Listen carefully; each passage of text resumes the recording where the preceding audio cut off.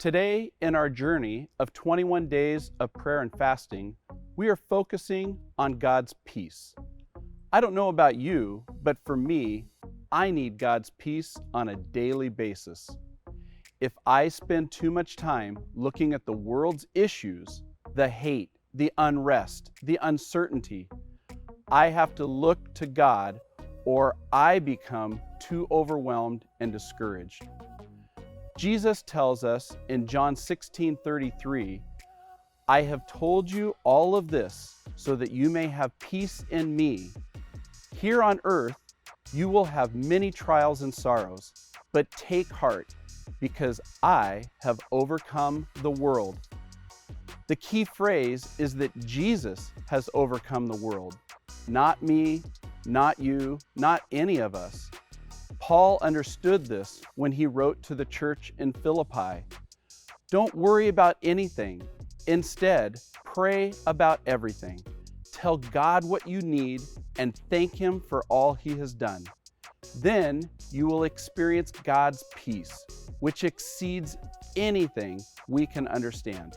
His peace will guard your hearts and minds as you live in Christ Jesus.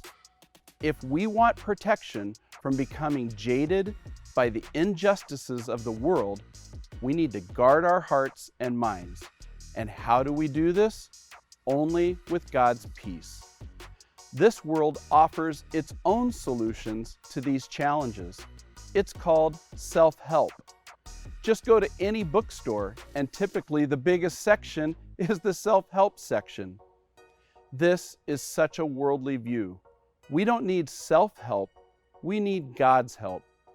One of my favorite hymns is a very short and simple song called What a Friend We Have in Jesus. My favorite line in the song says, "Oh, what peace we often forfeit. Oh, what needless pain we bear. All because we do not carry everything to God in prayer." This is not self-help.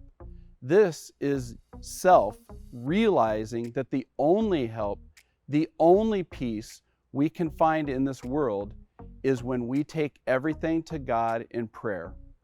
I hope that during the rest of our 21 days of prayer and fasting, you develop such a dependence on God's help that you will establish a lifestyle of prayer and fasting, and that you will experience on a regular basis the peace that can only come from Jesus.